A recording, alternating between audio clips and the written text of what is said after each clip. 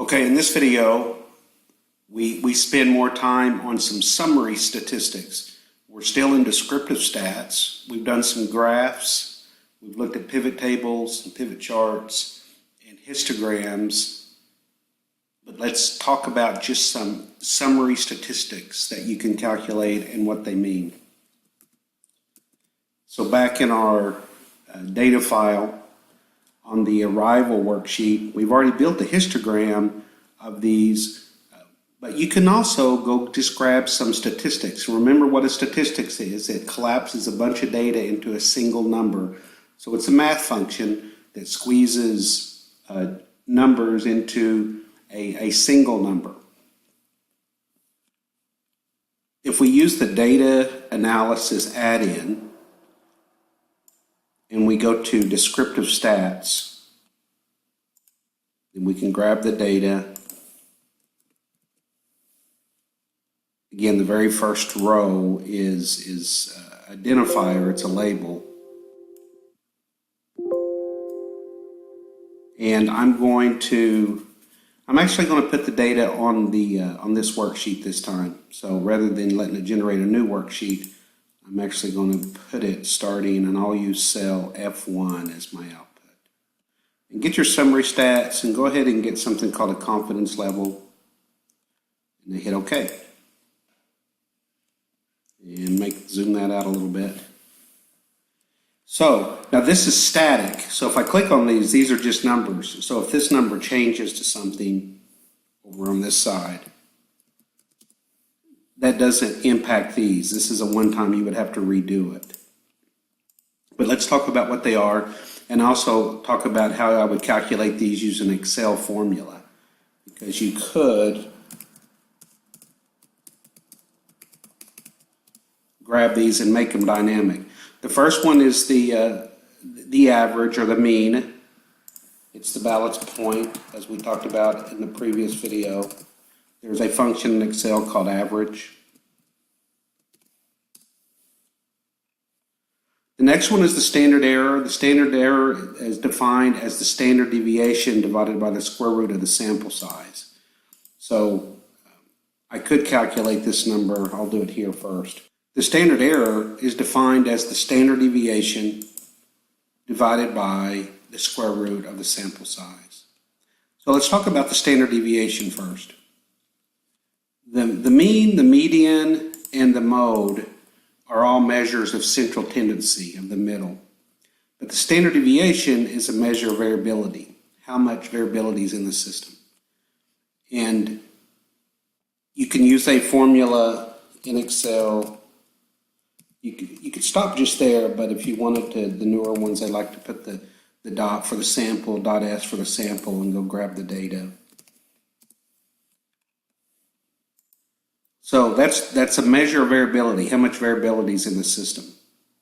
And we'll spend a lot more time talking about the standard deviation as we move forward. The standard deviation is, in my opinion, the statistic that you need to understand and be able to measure for any data system, because variability is bad. In operations, variability is a sign. The higher the standard deviation, the more variability, the worse the system is. We're always striving for consistency, for reproducible measurements, and less variability is better. But once I have this, it's just the standard error is the standard deviation divided by the square root of the sample size.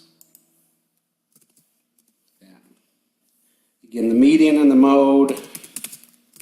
The median, we could use this one. The median is the 50th percentile or the middle.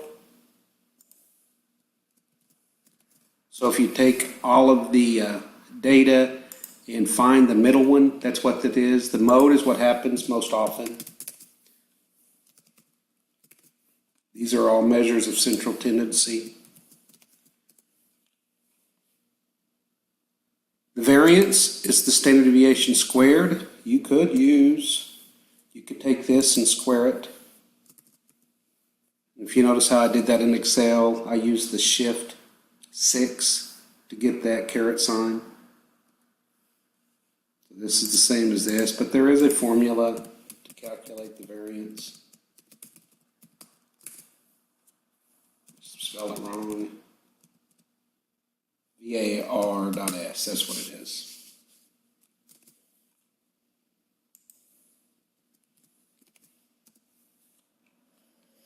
Kurtosis and skewness, we're not going to focus on those. Kurtosis is a measure of how peaked the data is, how spiky it is. Skewness is a measure of symmetry. When your data is not symmetrical, like this particular data set, where we've got a positive skewness. If the tail is to the left, you'd have a negative skewness. If it's symmetrical, you would have a skewness of 0. The range is also a measure of variability. It is the biggest value minus the smallest one. So it's equal to the biggest value minus the smallest one. There is no Excel function for the range. So you have to use the min and the max. You can use the minimum and the max.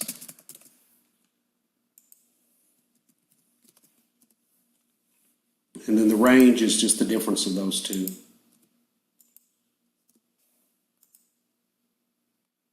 The sum is just sum them up. You can certainly do that.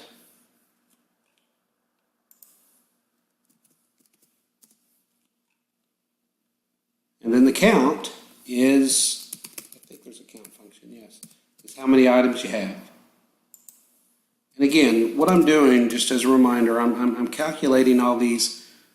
You can do it statically, or you can write a formula, and the benefit of writing an Excel formula is that it's dynamic, so if a number over here changes, your Excel formulas will change.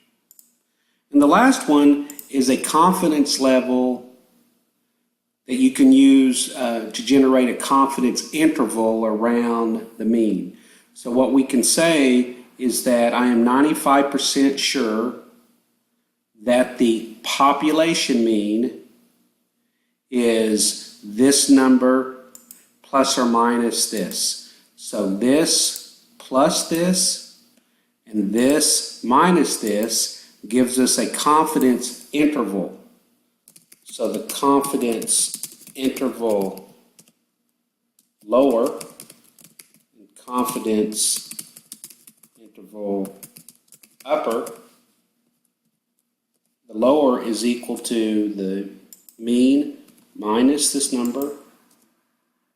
This is equal to this plus.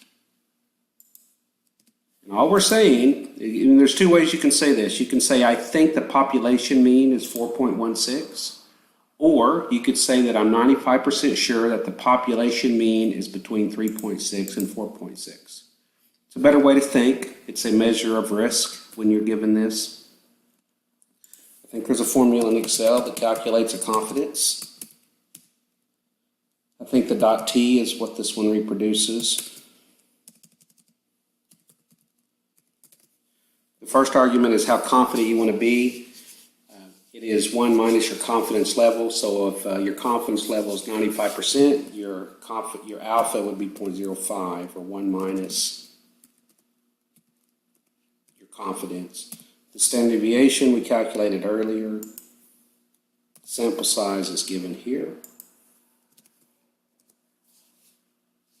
There you go. Okay, so those are some summary stats. We'll start. That's how you generate them in Excel. We'll talk about how we use them later on. Thanks.